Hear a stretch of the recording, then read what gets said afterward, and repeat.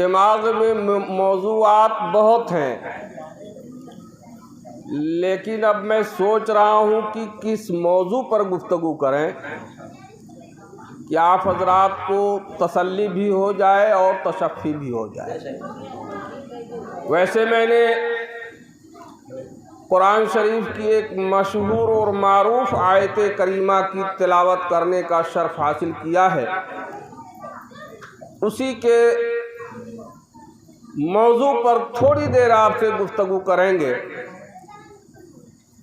تاکہ ان بچوں کو آنے والے وقت میں نصیحت مل جائے۔ کرتے نہ اہل بیت جو نصرت نماز کی، کہہ دو سبحان اللہ۔ بیدار ہو کے جب سنو گے تب آپ سمجھ پاؤ گے۔ کرتے نہ اہل بیت جو نصرت نماز کی، تو اٹھ جاتی کائنات سے عظمت نماز کی۔ اور جن کے گھروں میں ہوتی نہیں مجلس حسین، کیا کہنا بابو، جن کے گھروں میں ہوتی نہیں مجلس حسین، کس منہ سے کر رہے ہیں وہ نصیحت نماز کی۔ نماز کی حقیقت انہیں کیا پتہ ہے؟ نماز تو وہی ہے جہاں حسین ہے، اور جہاں حسین نہیں وہاں نماز نہیں، کوئی عبادت نہیں۔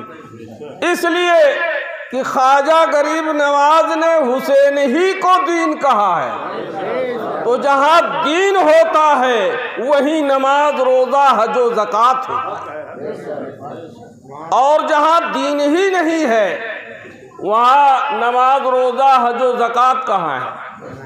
بغیر دین کا کچھ نہیں ہوتا۔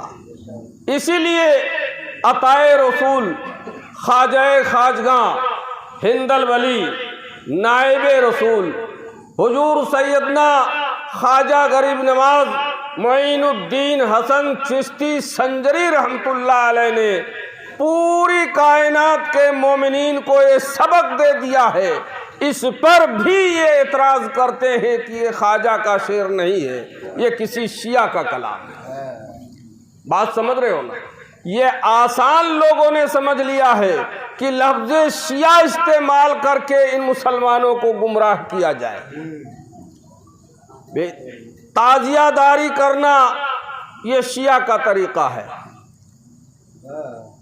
علم لگانا یہ شیعہ کا طریقہ ہے، یہ بتاتے ہیں لوگ۔ اس لیے کہ جب ادھر یہ چونکہ اس کا نسبت اہل بیت سے ہے، اور اہل بیت کو مٹانے کے لیے اسی وقت سے لوگ چال چل رہے ہیں، لیکن یہ نہ کبھی مٹا ہے، نہ آج مٹے گا، اور نہ قیامت تک مٹ سکتا ہے۔ عزیزان ملت اسلامیہ، اللہ تبارک و تعالیٰ نے قرآن مقدس میں ارشاد فرمایا ہے، یعملون لہ من یشاء من محاریب و تماثیل۔ یہ قرآن کی آیت ہے، یہ میں کسی کتاب کا حوالہ نہیں پڑھ رہا ہوں، قرآن مقدس کی آیت کریمہ ہے، اور یہ اللہ کا کلام ہے۔ اللہ رب العزت ارشاد فرماتا ہے، یعملون لہ من یشاء من محاریب و تماثیل۔ قرآن شریف کا 22واں پارہ ہے، اور 22ویں میں سورہ سبا ہے، اور سورہ سبا کی آیت کریمہ ہے۔ اللہ رب العزت کا فرمان ہے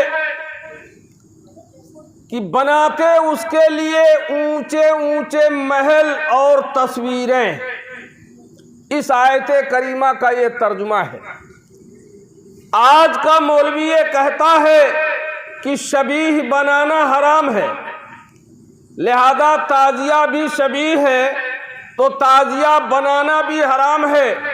میں ان مولویوں کو ذہن دینا چاہتا ہوں کہ نادان قرآن پڑھ اور قرآن کا 22واں پارہ کھول، اور اس میں سورہ سبا کو دیکھ، اللہ رب العزت نے قرآن مقدس میں ارشاد فرماتا ہے کہ بناتے تھے ان کے لیے اونچے اونچے محل اور تصویریں، اور ہم تو کسی جاندار کی تصویر نہیں بناتے، بلکہ امام عالی مقام کے روضے کا نقل بناتے۔ جنات بناتے تھے حضرت سلیمان علیہ السلام کے لیے اونچے اونچے محل اور تصویریں، اور 2 گھوڑے بھی بنا کے رکھے ہوئے تھے۔ اب لگاؤ کفر کا فتویٰ اور سنو فتویٰ عالمگیری مطابع المومنین میں ہے کہ ایک شخص حضور نبی کریم صلی اللہ تعالی علیہ وسلم کی بارگاہ میں حاضر ہوتا ہے، سبحان اللہ، اور حاضر ہو کے عرض کرتا ہے، یا رسول اللہ، میں نے منت مانی تھی کہ میرا فلاں کام ہو جائے تو میں جنت کی چوکھٹ اور پیشانی حور العین کا بوسہ لوں گا۔ تو میرے آقا و مولا تاجدار مدینہ سرور قلب و سینہ جناب احمد مصطفیٰ محمد مصطفیٰ صلی اللہ تعالی علیہ وسلم ارشاد فرماتے ہیں کہ جا اپنے ماں کے پیشانی کا اور ماں کے پیروں کا اور باپ کے پیشانی کا بوسہ لے لے، تیری منت پوری ہو جائے گی۔ وہ شخص کہتا ہے، یا رسول اللہ، میرے ماں باپ مر چکے ہیں، میرے سرکار کے فرمان کو سنو، اور ہم صرف آپ لوگوں کے لیے یہ بات بیان کر رہے ہیں، اور یہ مشکات شریف جلد 2 کا حقیقت ہے، واقعہ ہے، جس میں میرے نبی نے فرمایا ہے۔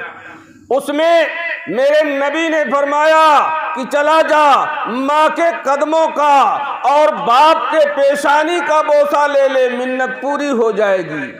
وہ شخص کہتا ہے، یا رسول اللہ، میں اپنے ماں باپ کے قبروں کو پتہ نہیں کہاں ہے، میں نہیں جانتا کہ کس مقام پر ان کی قبریں ہیں، قربان جائیے میرے آقا و مولا تاجدار مدینہ سرور قلب و سینہ جناب احمد مصطفیٰ محمد مصطفیٰ صلی اللہ تعالی علیہ وسلم ارشاد فرماتے ہیں کہ میرے سامنے 2 لکیر کھینچ، مٹی کا 2 ڈھیر بنا، اور ایک کو ماں کی قبر تصور کر لے، دوسرے کو باپ کی قبر تصور کر لے، ماں کی قبر کے پیتانی کی طرف سے اور باپ کے قبر کی پیشانی کی طرف سے بوسہ لے لے، تیری منت پوری ہو جائے گی۔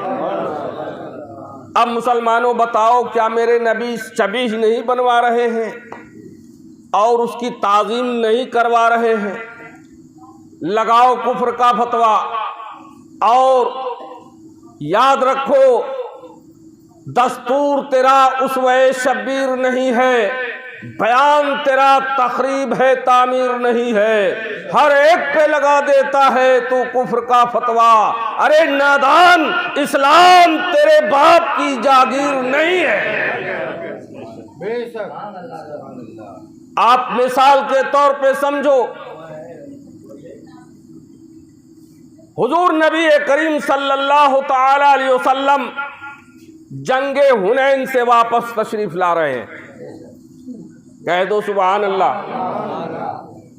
یہ حدیث شریف ہے، یہ کوئی واقعہ نہیں ہے، کوئی قصہ کہانی نہیں ہے۔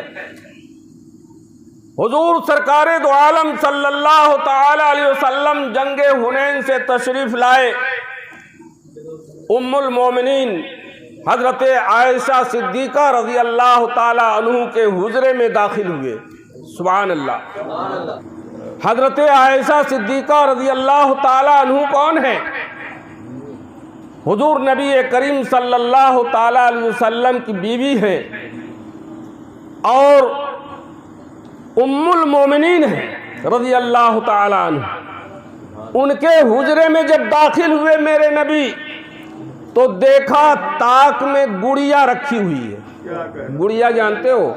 جیسے ہمارے گھر میں بچیاں سب بناتی ہیں نا کھلونا، گڑیا اور کیا کیا ہڑیا برتن سب بناتے ہیں نا، اسی طریقے سے حضرت عائشہ رضی اللہ تعالی عنہ گڑیا بنا کے تاک میں رکھی ہوئی ہے، اور اسی میں ایک گھوڑا بھی بنا ہوا ہے اور گھوڑے کے پر بھی لگے ہوئے ہیں. میرے آقا و مولا تاجدار مدینہ سرور قلب و سینہ جناب احمد مصطفیٰ محمد مصطفیٰ صلی اللہ تعالی علیہ وسلم جب حجرے میں داخل ہوتے ہیں، آپ کی چشم نبوت اس کھلونے پر پڑتی ہے تو حضور صلی اللہ تعالی علیہ وسلم تبسم فرما کے اور اپنے ہاتھ کو گھوڑے کے اس پر کی طرف اشارہ کر کے اور ارشاد فرماتے ہیں عائشہ یہ کیا بنایا ہے؟ سبحان اللہ. تو حضرت عائشہ صدیقہ رضی اللہ عنہا نے کہا حضور یہ میں گھوڑے کے پر بنائے. تو سرکار فرماتے ہیں عائشہ کیا کبھی گھوڑے کی بھی پر ہوئے ہیں؟ تو حضرت عائشہ صدیقہ رضی اللہ تعالیٰ عنہ عرض کرتی ہے یا رسول اللہ کیا آپ نے نہیں سنا ہے کہ حضرت سلیمان علیہ السلام کے گھوڑے کے 2 پر تھے، میں نے اس کی تصویر بنائی ہے، قربان جائیے. اب اگر یہ ناجائز و حرام ہوتا تو حضور نبی کریم صلی اللہ تعالیٰ علیہ وسلم اس گھوڑوں کو اور کھلونوں کو اٹھا کے پھینک دیتے اور حضرت عائشہ کو منع فرما دیتے. میرے حضور نے ارشاد فرمایا اور راویوں نے مشتاق میں درج کیا اور اس کو صحابہ نے پڑھ کے سنایا اور اس کو میں پڑھ کر کے آپ کے سامنے سنا رہا. عزیزان ملت اسلامیہ، ان مولویوں کو خالی 70-72 حوریں چاہیے. 72 حوروں کی لالچ دے کر ان نادانوں نے تمام مسلمانوں کو گمراہ کر دیا ہے. تمام سنی صحیح العقیدہ مسلمانوں کو گمراہ کیا ہے کہ 72 حوریں ملیں گی جنت میں. نادان ابھی جنت کو تم نے سمجھا نہیں، عاشق کسی جنت کا محتاج نہیں ہوا کرتا ہے.